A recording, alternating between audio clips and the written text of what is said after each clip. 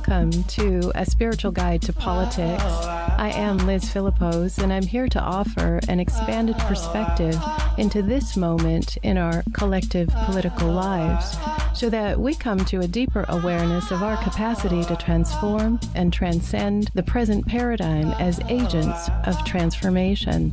Each week, I talk with creative leaders about their spiritual understanding of the current political moment, the possibilities for the well-being of our planetary lives, and the life of the planet itself. They inspire us to know that the personal is political and the political is spiritual. There are tremendous possibilities for transformation when we really come to know this. Today, my guest is JoAnna Hardy, a meditation teacher. She has been exploring and practicing multiple spiritual traditions since 1999. In 2005, her focus landed on Buddhism and Vipassana, and her interest has been to create inclusive communities that invite individuals that don't typically have access to the traditional dharma settings. She is actively engaged in building multicultural communities and communities that recognize the importance of social and racial justice. This is at the top of her list of priorities. She is an empowered teacher in the Spirit to Rock IMS lineage and guiding teacher at Against the Stream Buddhist Meditation Society. Welcome, JoAnna. I'm so glad that you could join me today. And I'm so glad for the work that you're doing. It's really wonderful. I was wondering if you could talk a bit about your spiritual journey, what's brought you to this moment in your life. I would say, like a lot of people, a lot of students that come into our meditation centers, usually going through some kind of suffering or pain or loss of understanding of what's next. I was in a really difficult space in my life and was searching. I was looking for something that was going to make me or help me understand what was going on.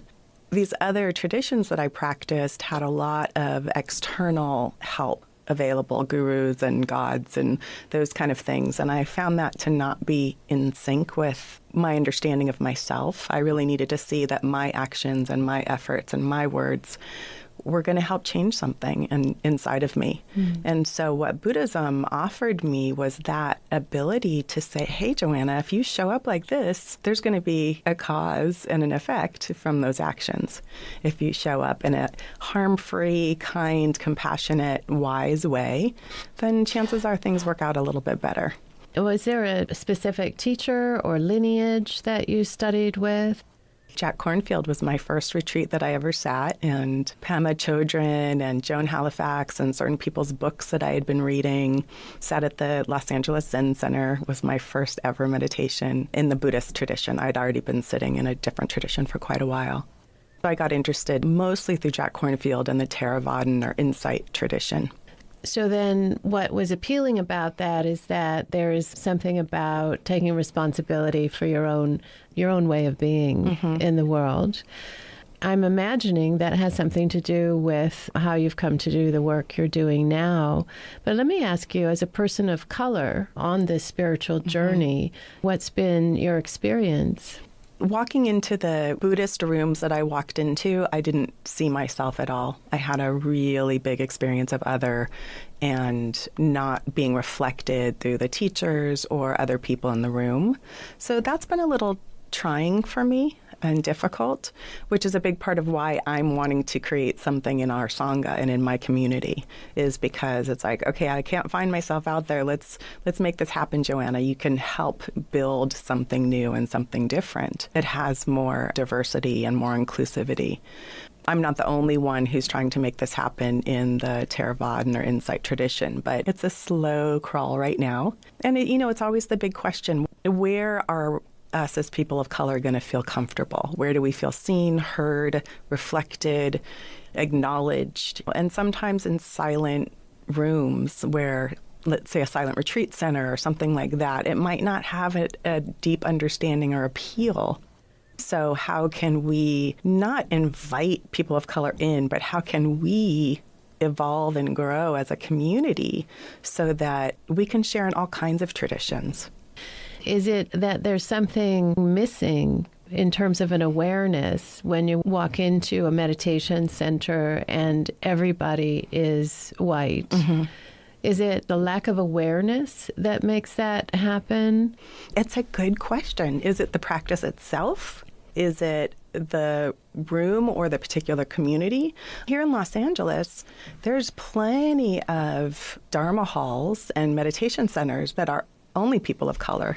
You know, the Korean traditions, the Vietnamese traditions, the Japanese traditions, they're all here. What's happened with this movement of the last 45, 50 years of this white intellectual, scholarly type of person discovering the Dharma is those are the people that can really afford to go, that can take time off, that can pay for a retreat, or even has access to learning about it. And it can also look like a very individual practice.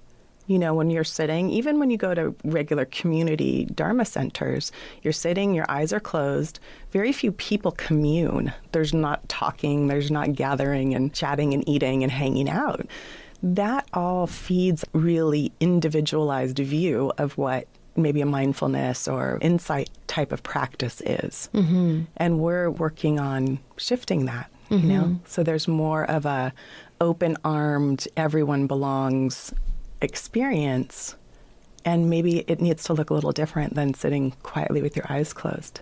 So it would be then different practices that feel more inclusive, and those different practices would come from an expanded awareness that there's something missing here when people of color don't feel comfortable to participate. And interestingly, Buddhism largely is a people of color. That's right. That's right. And it's kind of a trip how here, like I said, in our small section of the Insight Theravadan world, it's not. But if you're in those rooms, it's palpable. You know, it's really an interesting experience. It's not restricted to Buddhism that churches tend to be segregated or the Conscious Life Expo. It's remarkably white. I guess it's just reflective of landing in a racially divided society. Whatever it is that crops up here can't help but be inflected with some kind of racialization. So we could say in general that happens. It's interesting that in Against the Stream and the work that you do and other Buddhist movements in the U.S. that race and racism are taken up as conversation. Is there something in Buddhism that invites that? I'm glad to hear you say that you think it is, that the conversation's up, because I think a lot of us feel like it's not up enough. Some centers and organizations are being forced to look at it now because some really loud voices are saying no more. You know, we won't do this anymore. The Buddha, as a teacher, was incredibly inclusive and said anybody and everybody can awaken.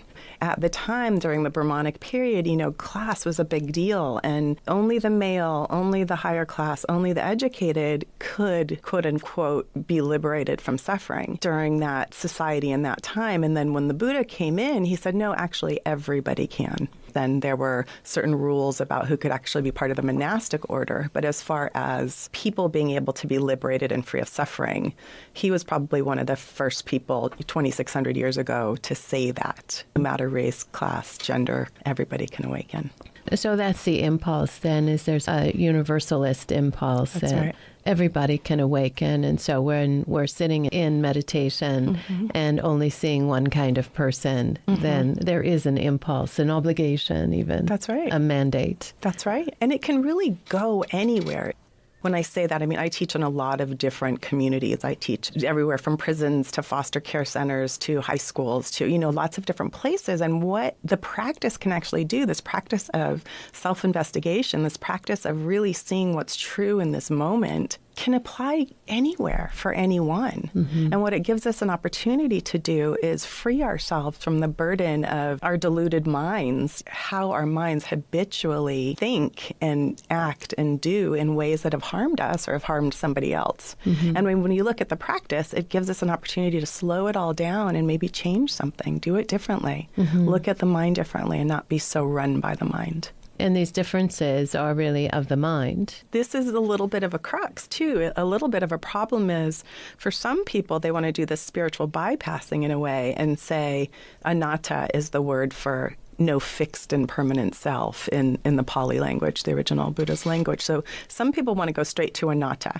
There is no fixed and permanent self, so there can't be color, there can't be gender. We do have to look at the relative also. A lot of harm has been caused due to oppression and marginalization, and we have to look at the truth of that, right? Our histories matter, just like knowing our mind matters. It also, I think, is really important for us to know our history so that we can really deeply look at something from an honest perspective versus some kind of bypassing, saying, oh, we're all spiritual beings, color doesn't matter. Well, we know it matters. It does matter. Yes, if you grew up here, somewhere in your edifice, right, it is structured into our psyches to see that way. It's a visual marker of difference. Right. That's right.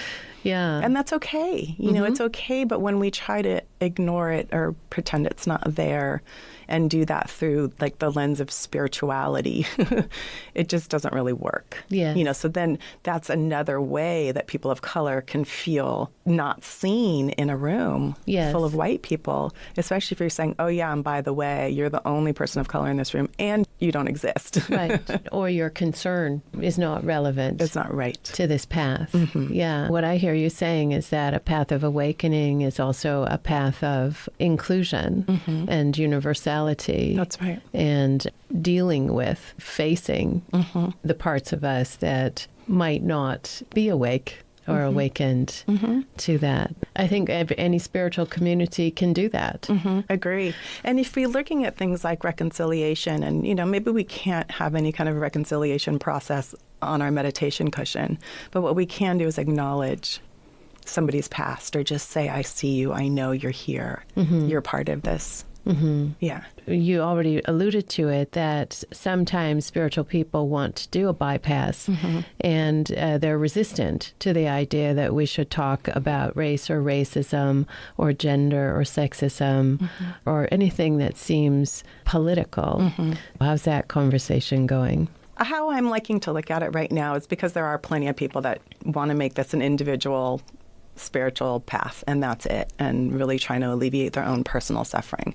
Beautiful and important, and we need to do a both and, in my mind, to really, really wake up. So the conversation for some people that are just really doing this individual project think that it's not spiritual to talk about anything that has to do with the flesh or anything that has to do with how we walk around. They want a break, let's put it that way. They don't want to talk about that. They came into this meditation hall. They want to have a break. They want to rest. They want to feel good. They want to de-stress and take care of their personal business. But the reality, as we know it, is you walk out the door and you're no longer super calm anymore the second anything happens. You open social media, you open the newspaper, you turn on the TV, you run into somebody, and immediately the practice is lost. All of that patience, all of that care that we've put into the practice kind of goes out the door.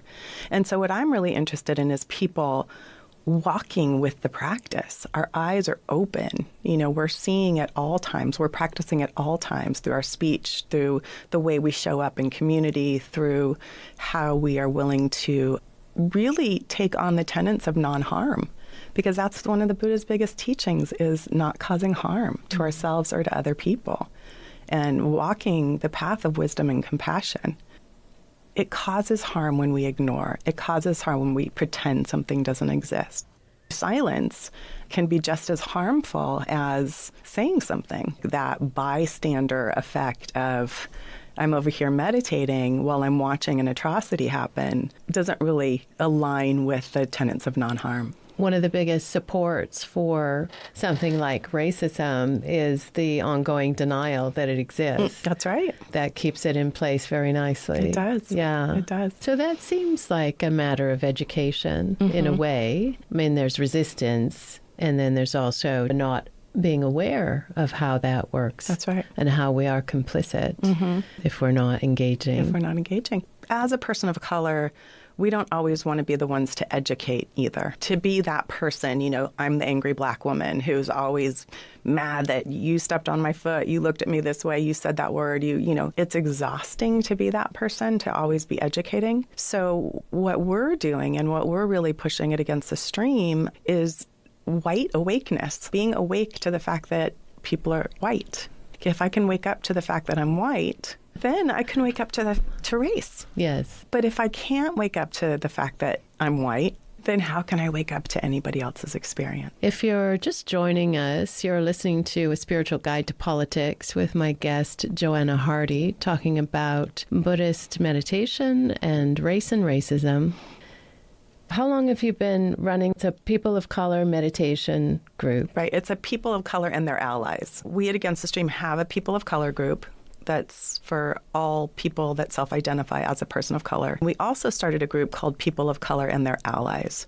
So it's an opportunity to be in dialogue and conversation with each other from a really safe guidelines and tenets that go along with it. But it's a way for us to be together and be in our practice. So I really try to keep making a point of staying in your body, feel this experience. If you're being triggered right now, you know, check it out. What is being triggered feel like in the body? I'm trying to just keep the Buddhist lens going, the practice lens going, because it's so easy to walk down the street and be engaged and not even know that 1 minute you see this face and it's having this experience in your body, and then 5 seconds later there's another person and you're having this experience, and then you get home and suddenly you're scared or stressed out or something is up and you don't even know why. And so when we have the opportunity to really keep practicing and saying, oh, looking at that person's face makes me sad.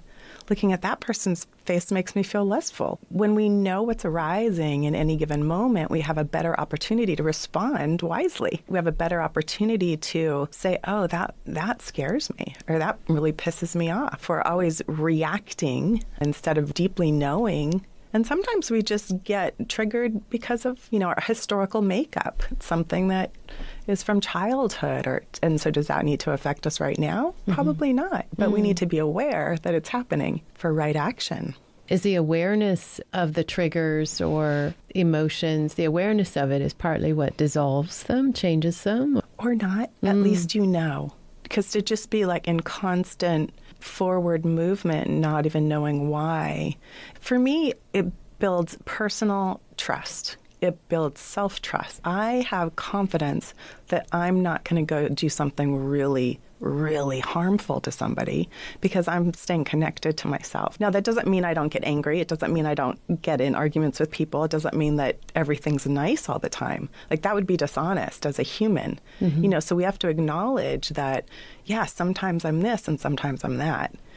How can I relate to that in a way that's not going to be disastrous? Because I came from a background of whatever I felt wanted to come out of my mouth, came out of my mouth. If I wanted to punch somebody, I punched them. If I wanted to, you know, just whatever. Like, I had very, very bad boundaries. I didn't trust myself, and people didn't trust me. What would it be like if we could actually sit together and totally and completely disagree and have a conversation anyway? And I stay in my seat and you stay in your seat, and we're not walking into the conversation already hating each other. So walking awake, being conscious of what's happening in my own being, that's part of being a spiritually awakened, practitioner. And when you say, you know, being in disagreement in and of itself, that's not necessarily a racially charged disagreement. It's just a disagreement is what you're talking about. This POC ally group, for instance, you know, people feel like they can walk in there and have a safe conversation because we each know our responsibility to each other. And our responsibility to each other is to listen as deeply as we can and to speak with a wise heart, a non-harming heart, and can still totally not understand each other, could totally still disagree, but can we do that in a space that's not so scary? So what's been the response from white people? You were saying that an awareness of whiteness has to happen. So how's that going? It depends. Some people just think it's a terrible idea and get really offended. There's a fantastic teacher named Ruth King, and this is the one who really started talking to me about this in classes that I was taking with her. There's a ownership of it that is necessary that is also really scary. People don't want to move into the guilt, the shame, the blame, all those feelings that it brings up. At the same time, we still need to know our history and how when this body shows up in a room, it does affect somebody else. I was sitting with a woman of color today. She said when she sees a white bald man, it scares her. It does something to her. It's an instant trigger. Now, she's a grown-up and she knows better and she watches it wash away, but it has an instant trigger. So it's really beautiful when a white bald man in her world can show up in a way that might feel less intimidating. That again is about an awareness. So if a white person is aware that they walk with a certain amount of privilege, there has been a wielding of racial power that people of color collectively and individually experienced. And it is part of a consciousness of the United States. Even if I didn't have a personal experience of it, it is still an awareness of how things work. An awareness as a white person, an awareness of carrying that, not to be blamed or shamed or feel guilty, but to be aware that this has an impact. So then I can orient myself differently or consciously. One of the guidelines in the group is generally letting people of color speak first, because sometimes it can turn into white people wanting to ask a lot of questions out of this beautiful curiosity. At the same time, it has, like you're talking about, it has an impact on the room, because suddenly it becomes an educational experience for white people to learn versus a shared experience where people of color are expressing what it's like for them to walk into a room. I noticed that then you have a separate white allies group. Are you part of that? No, that's somebody else That's for them, doing that. Yeah. Do you do this people of color teaching anywhere else, or is it primarily at Against the Stream you started this program? I primarily do it there, but it's gotten some attention. So people have me coming and doing it in other organizations. Okay, so tell me about Against the Stream. Like, what attracted you there, and then what was the opening for you? Yeah, Against the Stream is a beautiful place because, we like to say that we're just a bunch of misfits, and all these misfits can come together and feel comfortable together. I really liked the youth of the group. I liked the diversity of the group in terms of age. I liked the economic diversity of the group. I like the way that the Dharma is taught. It's very alive and applicable to everyday life. We talk about sex, we talk about race, we talk about things that might not be talked about in other Dharma communities. So I felt really comfortable there. I felt at ease, very much comfortable, easy, but also fun. There was this life in it, seemed to allow me to live my life completely and gave me a lot of space to grow. So it's an engaged spiritual group because you're talking about daily lived experience. That's right. So then that makes sense that it seems like there's an opening there to do this work because it's already engaged, yeah? Yeah, very much. What do you think in the larger society, the work that you do here at Against the Stream or the other classes that you're teaching, beyond the spiritual community, do you see that having an impact on race politics in a larger framework?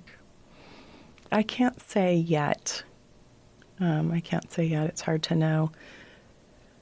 I know that the dialogue is happening a lot in the Dharma community. I don't know about how mindfulness or Buddhist meditation instruction, I don't know yet that that's gone out to sort of mainstream activism or anything like that. I did just talk at a place a couple weeks ago that had me come in and do a meditation, and this was art and activism a place where they were facilitating a lot of different speakers. And that was kind of great because there is this need for how can I stay connected to myself? How can I not get so aggressive and angry and, lose myself and then burn out? That is a big part of a conversation. But then there's also a commitment to anger and aggression in a way. In some activist movement, I would love to be more engaged with that. And, really what does compassionate action look like? And I think it could be really valuable and really beautiful. Yeah, I think so too. Yeah. Working with our anger to direct it in ways that's fruitful and productive. That's right. Yeah. That's right. Yeah. Because as we know, beneath so much of that anger is a deep sadness and a deep fear. And if we can know that and come from that, I'm not saying coming from our fear and sadness, but I'm saying, oh, yeah, this is very real for me. You might be sitting across from somebody that you're in complete disagreement with, but they're sad too, right? So what's that like? These are two humans in proximity. Two humans here are both sad. We might be doing it different ways politically or in other life choices, but we're both sad. Like, oh, yeah, what's it like to be in a conversation with somebody from that space? It just seems like it has so much more potential than a constant headbutting that seems to be the norm. Yes. Yeah. Well, it seems like a foundation for compassion and compassionate hearing, which surely we can all use more of that. Right, for sure. Absolutely. So do you want to talk about the other courses that you're doing? I know you mentioned to me White Awake. So White Awake is the group that Against the Stream does. There's a program that they're following called White Awake. Okay. And since that is for the allies, I'm not part of that. But I am doing a group called Race and Dharma right now, it's starting in April. It's through Barry Center for Buddhist Studies. And we're doing a real in-depth look at that thing, cultural, spiritual bypassing, like I was talking about. We're looking at biases. We're looking at the precepts and how to not cause harm. We're looking at lots of different angles, and then also having these affinity groups where people can talk. So there will be the white affinity group and then the people of color affinity group, and then those groups coming together. So that I think will be really rich. It's an 8-week course, and it's a pilot, so we're working on it really hard, but a lot of interest in the Dharma community. So that's very exciting. Yeah, that's great. We also do women's retreats and women's retreat, people of color retreat, young adult retreats. Yes, lots of different retreats. And those are these silent retreats that I'm talking about. But I'm bringing in some creativity. Let's call it that. I'm trying to bring in a little bit more dialogue, a little bit more engagement, still getting the depth of a silent retreat, still getting that experience of the real internal connection. But then, like I was saying, it doesn't matter if you're a great meditator if you walk out the door and you're a jerk, right? So it's, getting really good at meditating is not the complete goal of the path. Right. So it's kind of I'm trying to really work a little bit more interaction, even if it's in silence, but interaction into the retreat experience. Okay, beautiful, beautiful. Tell us, where can people find out more about you and your work? Yeah, I have a website, www.joannahardy.org. So that's exciting and brand new. And then at Against the Stream Buddhist Meditation Society, which is againstthestream.org. Beautiful. Well, thank you so much for coming in today to have this conversation. It's been very enlightening and hopeful. Great. Yeah, Thank beautiful. you, too, for Thank inviting you so me. much. You've been listening to A Spiritual Guide to Politics on KPFK Radio with my guest JoAnna Hardy of Against the Stream Meditation Society. You can learn more about JoAnna at joannahardy.org. My name is Liz Philippos. I'm so happy to host this conversation. So happy that you joined us and listened in. If you want to find out more about me, you can go to lizphilippos.com. Until next time.